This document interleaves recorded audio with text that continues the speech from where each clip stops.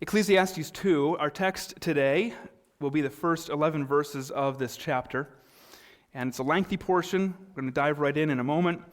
Before we explore this passage together this morning, I thought it good. We've been off a week, and so thought it good to just pull back into our minds what we've seen so far, what we looked at the last couple times in this book. And so let me just drop back to the chapter 1 in the beginning, Solomon's introduction, where he announces this stunning statement that the worst futility of life on this earth is that everything is futile. And that strikes us right in the face and really comes across to the point where we want to argue a little bit. And of course, Solomon takes that thesis and he develops that. And we said this, in a sense, what Solomon does is he gives us a two-legged stool. He gives us earthly and empty life. And we're left going, but there's got to be something that gives meaning and props that thing up. Because that's a really uncomfortable and unstable life to settle ourselves on. And so, what Solomon's begun to do in chapter 1 and then in chapter 2 is he's beginning to record his attempts at finding that third leg to prop up this earthly, empty life. And last time we were together in this book, we looked at chapter 1 and verses 12 through 18, and the first thing that Solomon records turning to is human wisdom. Maybe if I can figure things out and bring human wisdom to bear on the problems, the twists, the turns, the bends of life, I can figure this out. And ultimately we saw this, that if you lean your weight on human wisdom, you will ultimately fall. It's just not sufficient to be that third leg. And that brings us to the passage we're in this morning, chapter 2. Solomon brings us to his second attempt. Let's begin by just reading the first two verses of this chapter, and then we'll begin looking at this text together. Solomon writes, "I said in my heart, 'Come now, I will test you with pleasure. Enjoy yourself.' But behold, this also was vanity.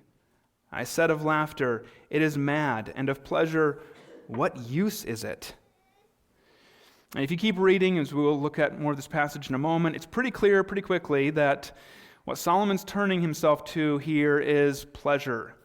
He's giving himself over to a pursuit of pleasure. In addition to mentioning things like laughter, folly, and pleasure throughout these verses, we have that premise laid out very clearly in verse 1, where he counsels himself, commands himself, "Come now." That's a command. Come, let's go test pleasure. So very, very upfront, he lays it right out right away. But notice, this is a pleasure that we're going to add a description. It's a self-indulgent pleasure. Maybe that goes without saying, but it's important to note this. I'm just going to highlight a few things in the verses here. Solomon's seeking that which satiates self. Verse 3, "I searched with my heart how to cheer my body." Verse 4, I built for myself. Verses 5 and 6, "I made myself." And verse 7, "I bought, I had great possessions." Verse 8, "I gathered for myself, I became great, surpassed all." Verses 10 and 11, "My eyes, my heart, my reward, my hands." In other words, Solomon's pursuit of pleasure is aimed at his own self-indulgence. He's looking to pursue these pleasures for himself. And this week, as I was looking at this text, I thought certainly it cannot be a coincidence that Solomon gives the most time in this 2 chapters of searching for this third leg.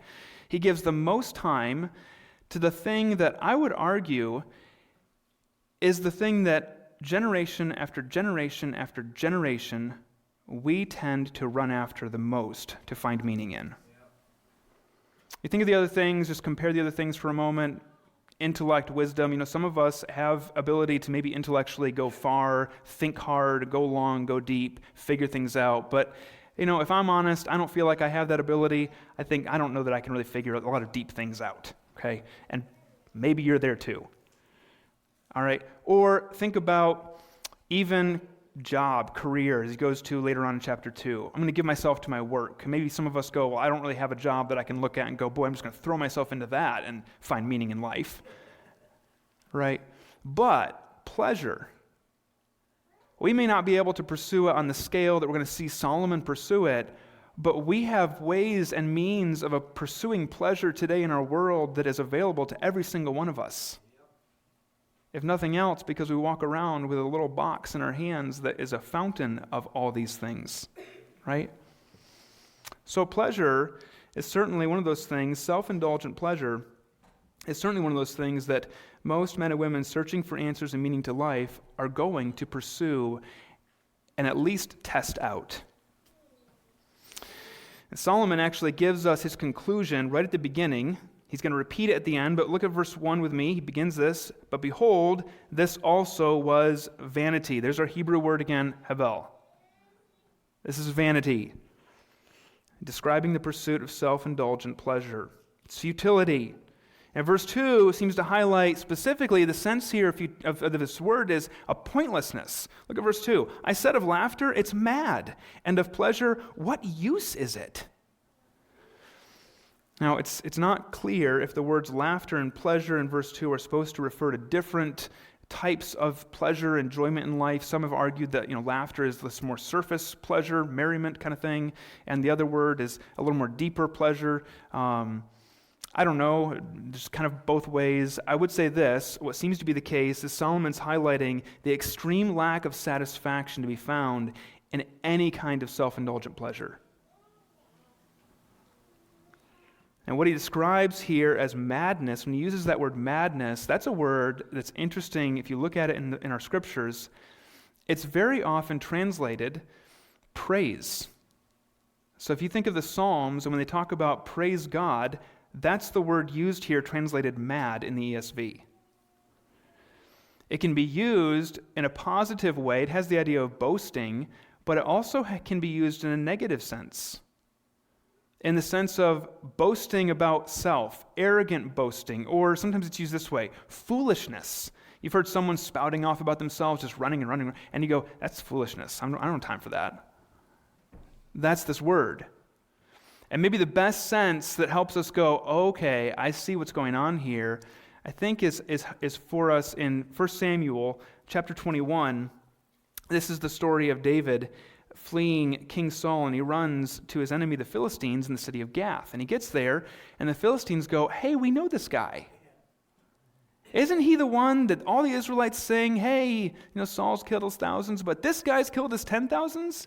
And wait a minute, the 10,000s, isn't that been a lot of us?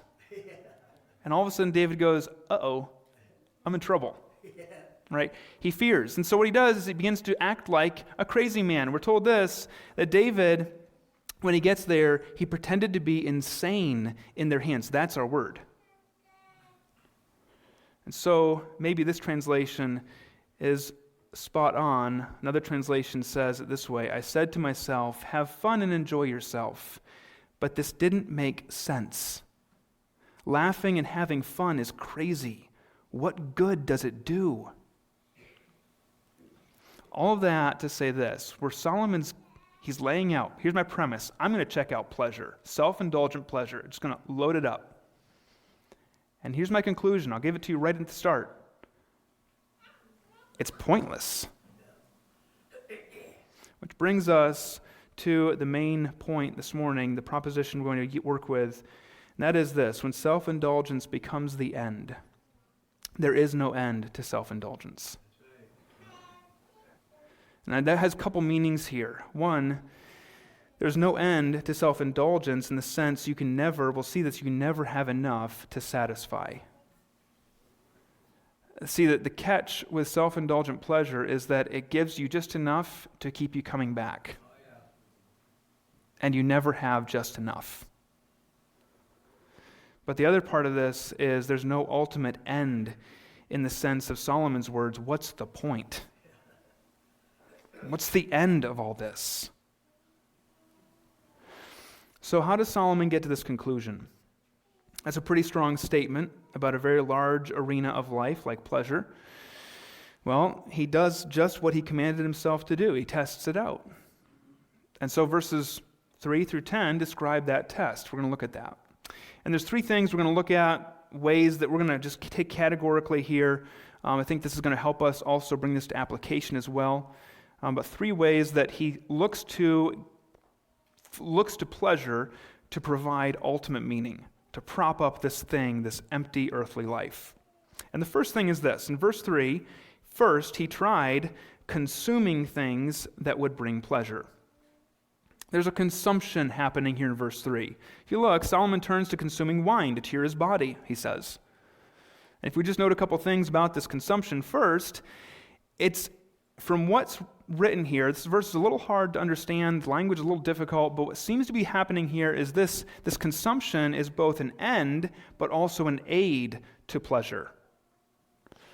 In other words, what's happening here is Solomon acknowledges he consumed wine to cheer his body.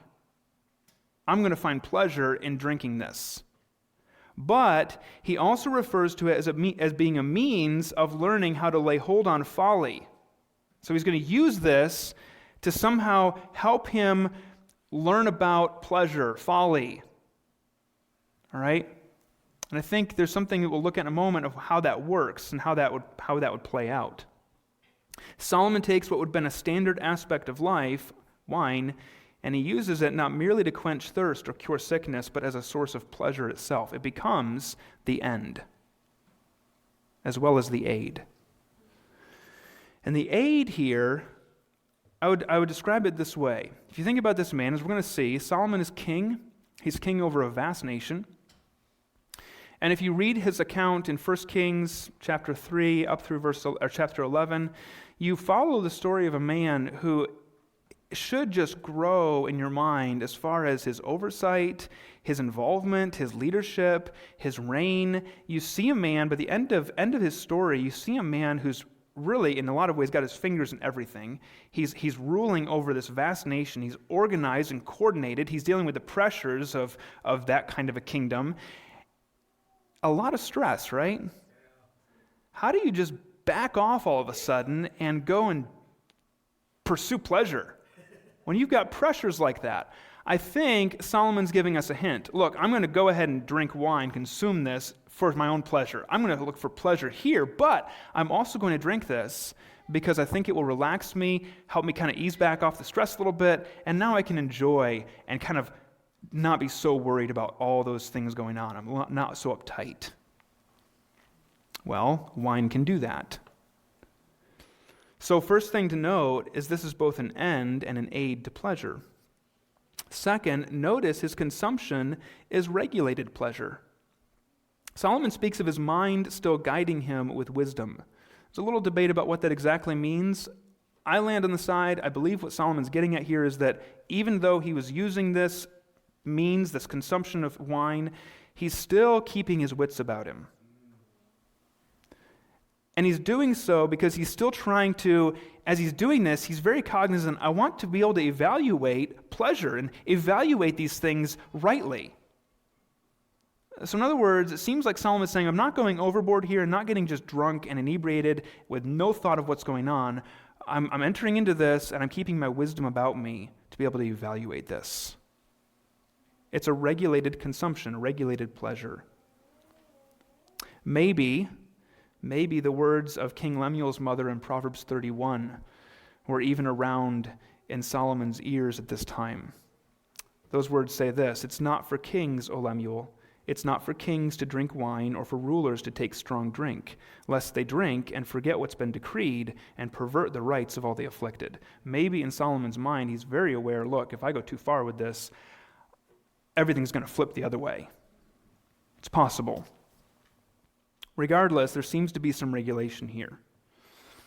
In the midst of it all, Solomon sought to maintain a clear head so that he could see, as he says, what was good for the children of man to do under heaven during the few days of their lives. It's interesting that what we see Solomon do here individually, we actually read of the whole nation doing corporately. 1 Kings chapter 4, verse 20, there's a brief mention of consumption that brought a certain level of happiness. We're told Judah and Israel were as many as the sand by the sea. They ate and drank and were happy. So even the nation itself has picked up on this. Let me just pause here for a second. And let's just think about this for a moment for our lives. What do we consume as an end or perhaps as an aid to self-indulgent pleasure? You know, the list is not limited to liquid we might swallow. It might be food that we ingest. Perhaps it's less physical intake and more visual or audible consumption, what we watch, what we listen to. I've chosen that word consuming specifically because it broadens this out for us. We're not just talking about one thing. We all go through life consuming things. And most of us go through life consuming certain things for pleasure. And there's a side of this we're going to see that isn't necessarily wrong. But where does that consumption bring us? We're people who consume, and we could say this, it's even commendable to consume with control, but remember our context, we're looking for that ultimate leg that props up this empty earthly life. And the warning here, the caution is, it's so easy for what we consume to begin consuming us. Be very careful. We so quickly, right? There's a line, and we so quickly step over it. We start enjoying something. Not bad, okay, enjoying this, consuming it. But there's a line, and we slip over it so fast, and we don't often recognize it. Proverbs 23 offers this warning about such a thing as wine. It says, who has woe? Who has sorrow? Who has strife? Who has complaining? Who has wounds without cause? Who has redness of eyes? Well, who has all these things? The passage answers, those who tarry long over wine, those who go to try mixed wine. You'll be like one who lies down in the midst of the sea, like one who lies on the top of a mast. They struck me, you will say, but I was not hurt. They beat me, but I did not feel it. When I awake, I must have another drink. It's the story of one whose the consumption has now consumed. And ironically, the very thing consumed for self-indulgent pleasure becomes the source of woe, sorrow, strife, complaint, and wounds, the very opposite of what one sets out to pursue and gain. It makes one dependent, to reuse the word addicted, moving the individual from sober consumer to the silly consumed one. And that warning applies in principle to everything we consume for such pleasure. Food, videos, games, books, blogs, news, art. You can broaden that out. You can go to a certain degree of your consumption that all of a sudden you find yourself controlled by the thing you're consuming. As good and enjoyable as some of these things may be, none of them provides ultimate support for this earthly empty life. Because ultimately, they will either end up not being enough, as we've said before, or it will end up being the thing that controls us. It's no longer the leg that I sit upon. It's now the leg that hands over me and beats me on the head. Interestingly, as I was looking this week, when Jesus was on earth, we look at his life, and he provided various things for people to consume, and frankly, many things people enjoyed. My mind went to a couple of things in the book of John. You have the story of him miraculously turning water into wine, and a whole party of wedding guests enjoys that. You have him feeding 5,000 people, over 5,000 people, with bread and fish, and thousands of people enjoy that. Their bellies are filled. I'm sure that was a pleasurable thing. Sitting all day in the sun, I'm hungry, and getting to finally eat some bread and some fish, I feel good, right? Interestingly, bottles empty and loaves disappear, and if you listen to Jesus, he says there's only one thing we can consume that will satisfy. And in John 6, he gets right to the point when a crowd comes following after him just after that whole feeding of the 5,000, and they go, "Where have you been?" And he goes, "You're not looking for me because of what I offer you by teaching. You're looking for me because you want more bread. You're looking for the thing you can consume and get a little more pleasure out of." And Jesus says to them, "Look, I actually have bread that is going to satisfy forever." and they do what every thinking human being does. Give us that bread. And Jesus says these words. He says, I am the bread of life. Whoever comes to me shall not hunger, and whoever believes in me shall never thirst. Amen. Folks, there is a consumption that will satisfy and support this earthly empty life. We're going to get more to this, but simply say it this way for right now. You must consume Christ. Consume Christ, because he's the only one who will turn around and consume you, and you'll be good consumed by him. That's right. Yeah. So, Solomon gives himself to trying consuming things. Maybe that will bring pleasure. But, secondly, Solomon tried accomplishing things. Maybe accomplishments will provide some pleasure. And accomplishments provide a certain amount of pleasure, don't they? Now, very often, the grander the accomplishment, the greater the pleasure. We celebrate accomplishments all the time. We do it with graduations. We do it with celebrations for degrees earned and medals won, for careers that have been promoted, for careers that have been successfully completed. We do it for all sorts of things in life. Perhaps accomplishment brings a pleasure that will satisfy. Even the simplest thing of accomplishing your to-do list for the day, right? That brings some pleasure. You finish the day and, aha, I got it all done. This is why you go back and you put things on your list and then cross it off just so you can say, look, I did a couple more things. Pleasure. Well, Solomon pursues this too. In verses 4 through 6, the persistent theme in these verses is the word made. Solomon makes things. Let's read these. I made great works. I built houses and planted vineyards for myself. I made myself gardens and parks and planted in them all kinds of fruit trees. I made myself pools from which to water the forest of growing trees. Now, it's likely, as we're going to see in a moment, Solomon's not the one doing all these things. All right? Maybe he did get himself a little bit dirty at times and go, you know what, I'm going to try this out. Stonecutter, show me what you're doing here, right? He's talking broadly, but he's talking here about pursuing accomplishments in architecture and agriculture. He constructed buildings and curated beautiful gardens. And we have record of this, a lot of this, in 1 Kings and in 2 Chronicles. So what I want to do is I want to look at a few of these. We're going to look at the temple, the palace he builds. We're going to look at the cities that he builds, and then there's a quick reference to some terraces that he builds as well. So look at the temple, and as I do this, I'm going to put an illustration up on the screen, and just take a look at this picture, this artist rendering of the temple. A little hard to see all the detail, but it gives a little bit of a picture as I read to you the description of this work. There's a lot in 1 Kings. I'm going to crunch it down and give you just kind of the Cliff's Notes version of it. So let me read this as you look at this picture. Then King Solomon drafted forced laborers from all Israel. The labor force numbered 30,000 men. Solomon had 70,000 porters, 80,000 stonecutters in the mountains, not including his 3,300 deputies in charge of the work. They supervised the people doing the work. The king commanded them to quarry large, costly stones to lay the foundation of the temple with dressed stones. The temple that King Solomon built for the Lord was 90 feet long, 30 feet wide, and 45 feet high.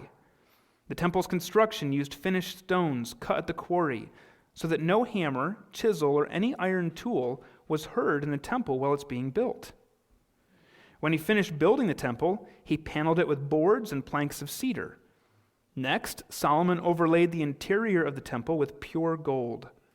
He carved all the surrounding temple walls with carved engravings, cherubim, palm trees, flower blossoms, in the inner and outer sanctuaries.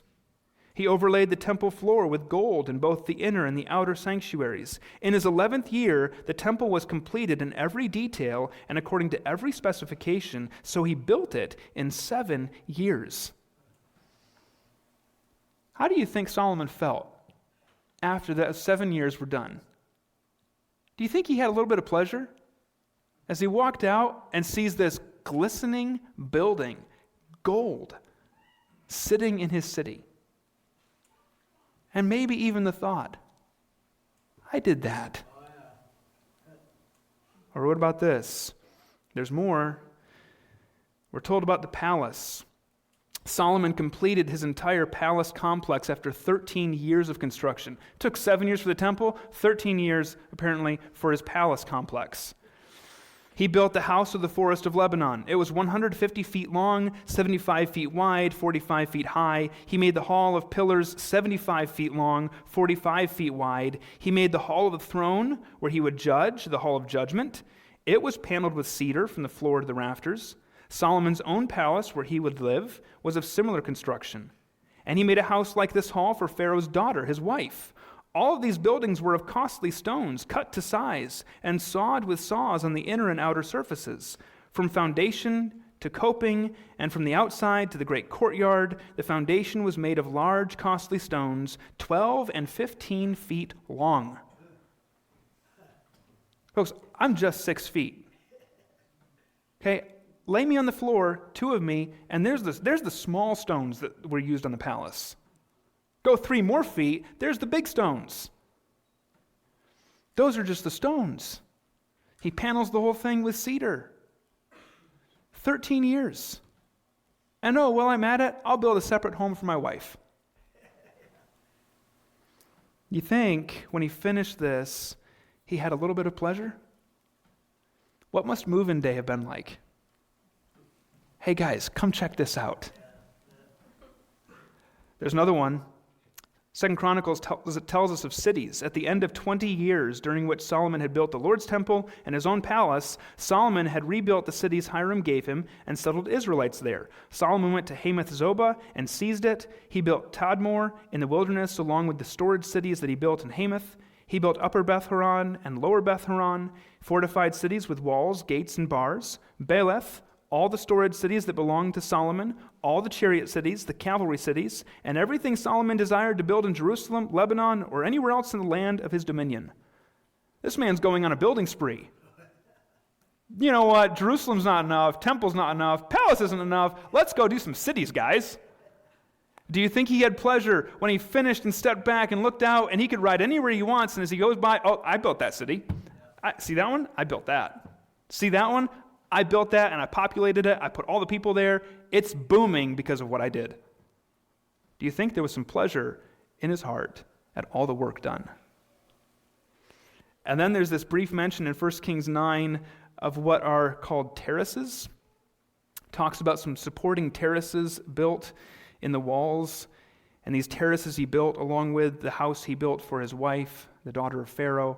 Maybe these were something like the gardens that Babylon was known for. I don't know exactly what they looked like, but we know that Solomon also invested in agriculture, gardens, vineyards, and so as he rolls throughout the land in his chariot, he can look out and see, look at the things that have been built. Well, what's perhaps most interesting in these verses is that Solomon's language echoes the creative work of God back in Genesis 1 and 2. Let me give you some phrases from Genesis 1. We're told that God made the 2 great lights. God made the beasts. And even when he says in verse 27, let us make man in our image, that word made, make, that word is the word Solomon's using here. I made this, I made that, I made this, I made that. So maybe, possibly, Solomon's drawing on this to maybe emphasize this. I was pursuing paradise. And think of the pleasure.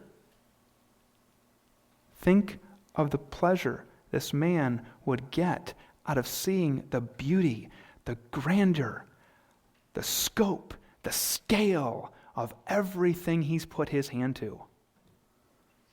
The coordination, the organization. It's not just one thing to go, wow, look at that building. It's also another thing to be able to go, boy, think of the hours that took. Think of the skill that was organized there. Think of the people brought in and all that was coordinated with that.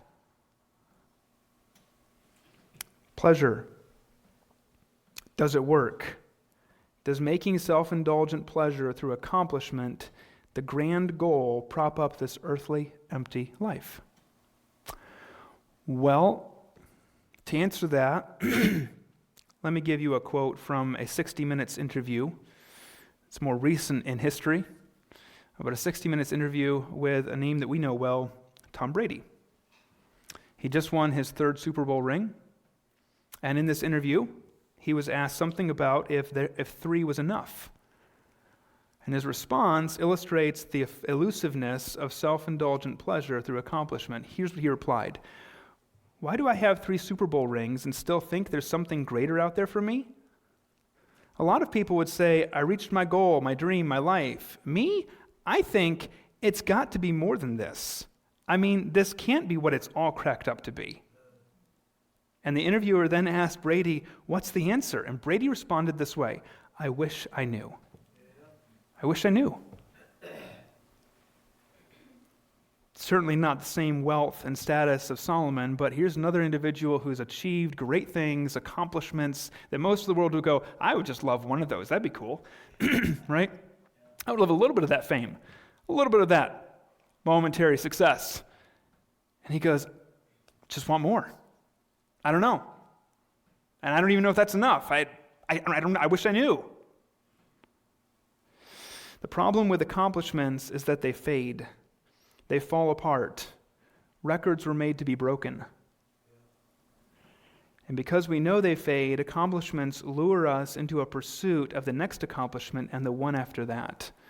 We're back to our main emphasis. Again, accomplishment itself is not wrong. But remember the main point. When self-indulgence becomes the end, there's no end to self-indulgence. Well, there's a third thing. Solomon tried consuming, he tried accomplishing. Now, he's going to try owning things.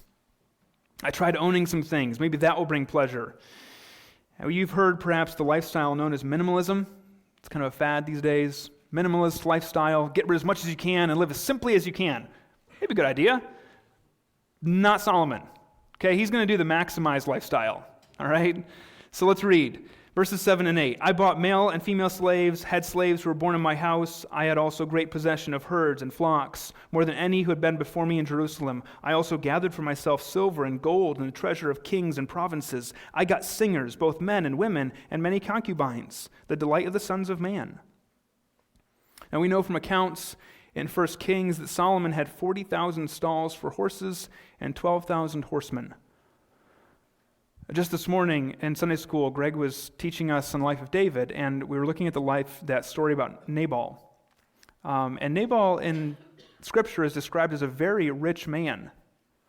And I was noting what it went on to say. He's a very rich man. He has, I think it was 3,000 sheep and 1,000 goats. A very rich man. Well, get this. On the day the temple's dedicated, listen to the number of animals sacrificed by Solomon. Here we go. 22,000 cattle, 120,000 sheep and goats. If Nabal's a very rich man with 3,000, 2,000 sheep and 1,000 goats, what's Solomon? When he has 22,000 cattle, he can go, here we go, one day, sacrifices, and then 120,000 sheep and goats.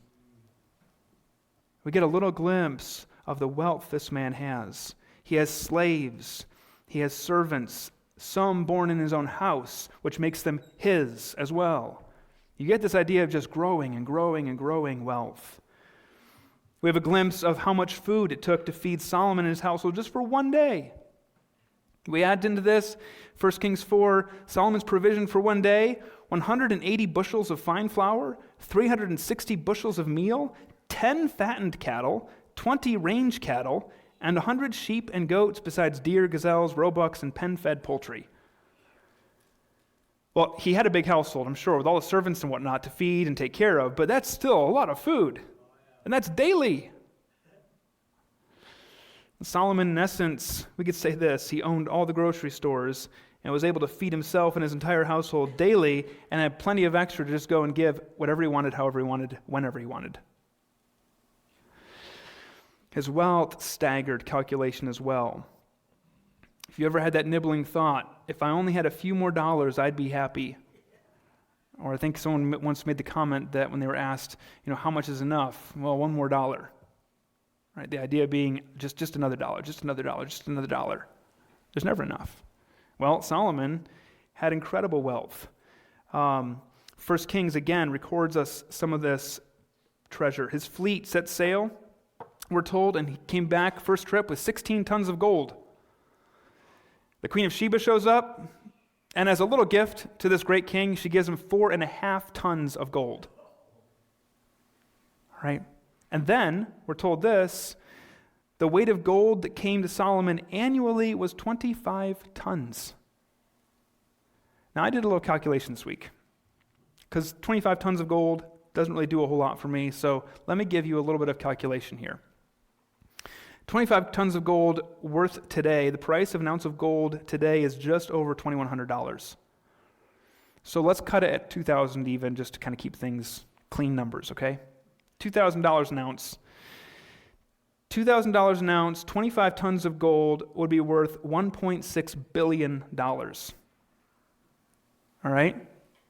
Now, how many years did Solomon get this 25 tons of gold every year? I don't know. He reigned for 40 years. Let's go half. Let's go just 20 years of his reign. He got this every year, 25 tons, $1.6 billion coming in to his treasury. How much is that? Well, 20 years of 25 tons of gold coming in, $1.6 billion, that's $32 billion. So I still don't, okay. Well, let me go a step further. In today's current list of the world's billionaires, all right, $32 billion, the wealth, the valuation of just that gold coming into Solomon, none of the rest of his wealth, just the gold, puts him just about 40 people down from the top billionaire in the world.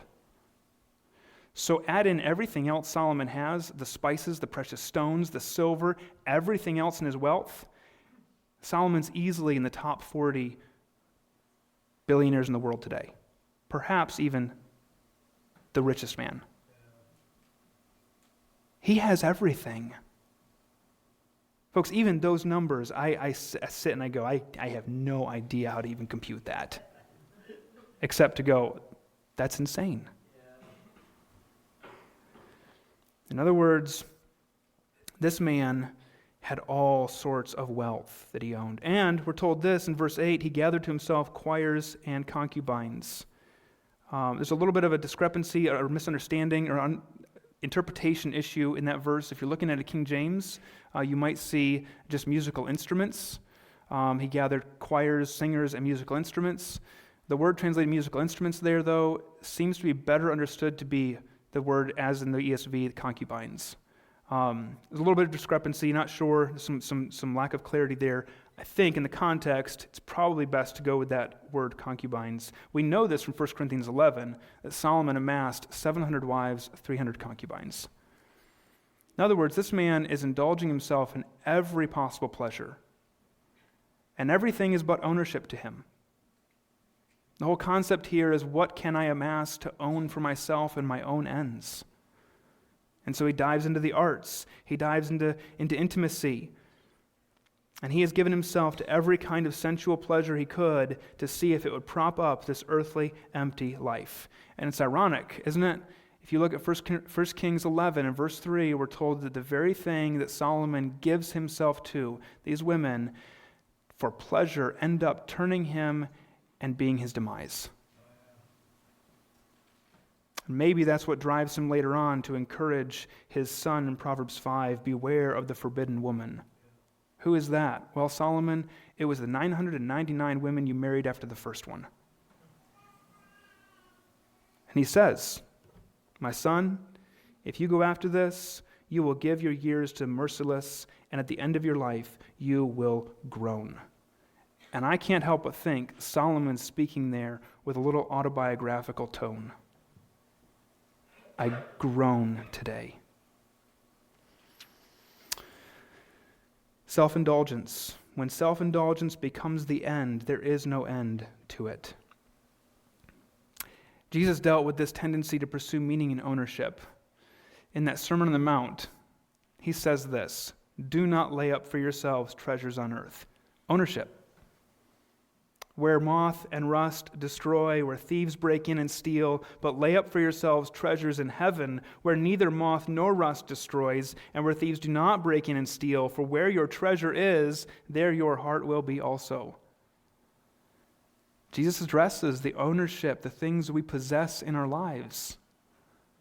Is it wrong to have some of these things? No, certainly not. We're going to see Solomon come back to these things, many of these things later on in the book, and say, look, here it is, but it's this. It's a gift from God, so enjoy it as such. In closing, the summary of this section in verses 9 through 11, Solomon acknowledges, it's interesting, Solomon acknowledges he found what he was looking for. I found pleasure. That's in verses 9 through 11. He says this, I became great, surpassed all who were before me in Jerusalem. I did it. I made it. Also, my wisdom remained with me. I did it. I made it. Keeping my wits about me, being able to evaluate things, all right? And whatever my eyes desired, I didn't keep from them. I kept my heart from no pleasure, for my heart found pleasure in all my toil. And this was my reward for all my toil. Here's the point. I found it. If you're wondering if I got it, yeah. But verse 11. Then I considered all that my hands had done and the toil I'd expended in doing it, and behold, all was vanity and a striving after wind, and there was nothing to be gained under the sun. The problem with pleasure is that pleasure itself is pointless. If we make it our ultimate end, if we make it our goal, we find it has no end. It keeps drawing us in, sucking the life out of us, a wicked slave master with but one goal, ultimately, to distract and drain our lives away from the one thing that truly matters and has meaning. What is that? Well, I want to finish this morning by pointing us in a direction. I already pointed us in this direction the last time, but I want to come back to it. Because in Genesis 3, I mentioned last time how Eve had looked at that tree, and when she chose to eat the fruit, she'd chosen something that would give her knowledge. She gave in. I'm going to take the knowledge. That's certainly going to be the prop for life. But it's interesting, in Genesis 3, we're also told this, that when she looked at that tree, she saw that it was something to be desired. It was something pleasurable. In other words, she's also looking at this tree and going, hey, that promises pleasure. And when Eve ate, when she took that fruit, she was giving in to a certain pleasure appeal. And the result, of course, was disastrous for her, Adam, and the rest of creation since. Let me wrap that up by bringing us to this thought. After that message last time, someone came to me and they gave a really helpful summary connecting some things that I don't think I made clear. They were kind of there in my mind, but when they said it was like, yes, that's exactly right. So I'm going to kind of borrow that a little bit. What they said was this. They made the comment that Eve, in essence, swapped her relationship with God for wisdom and pleasure. Right? I have a relationship with God, and I'm standing at the tree, and boy, it looks really good, pleasurable. And hey, it would give me wisdom. Ooh, I'm going to take it and eat it. And what happened in that moment? There was an exchange that happened. I'm taking this, and I'll set that aside. Thank you very much. Exchanged a relationship. She left the one thing that gives meaning to this earthly and otherwise empty life, a relationship with God. The things we consume, accomplish, and own are not unimportant. Pleasure is not wrong, but they can sever and they can never replace the relationship with God we were made for. So let me ask you this morning, do you have a relationship with God today, friend? Or have you been drowning yourself in all the pleasures of this world to somehow find some kind of meaning in life and some kind of purpose and some kind of fill the hole? Jesus Christ has made a relationship with God possible by paying for your sin by his death on the cross. Amen. And it's the only way to have a relationship with God. Do you want to go back and begin to get a little bit of what Eve exchanged there in the garden? It begins by coming to Christ for salvation. But then, Christian, let me address you for a moment. God is not anti-pleasure. This is a strict passage, and it's a stern caution and a really good and careful reminder. Be careful, Christian. God is opposed to anything that takes his place in our lives. You can enjoy this earthly, empty life best when you enjoy it in the relationship with God you were made for. And here's the thing, a relationship with God will likely change what you consume. A relationship with God will likely shift you. It will shift you to labor for eternal accomplishments. A relationship with God will remind you you own nothing in this world. You simply enjoy what God's put in your hand for this moment with the breath he's given you in this life. If we slip into this mentality, that's mine. And God wants to remind us, no, that's not. I gave it to you. It's yours to use for a time. But guess what? Someday, I will ask how you worked with it. You enjoy the good gifts from God's hand during a borrowed span of life provided by his breath in you. And the reality is this, you'll have to walk by faith that Psalm 16:11 is spot on when it tells us where true pleasure is to be found for all of eternity. It says this, "In your presence, Lord, is abundant joy. At your right hand are eternal pleasures." Right back to that relationship with God. One poor, unnamed Christian woman of the 18th century, I think, captured this reality best with these words. I'll close with this. She said, "I do not know when I have had happier times in my soul than when I've been sitting at work with nothing before me but a candle and a white cloth, and hearing no sound but that of my own breath, with God in my soul and heaven in my eye. I rejoice in being exactly what I am, a creature capable of loving God, and a creature who, as long as God lives, must be happy." Amen. She hit it.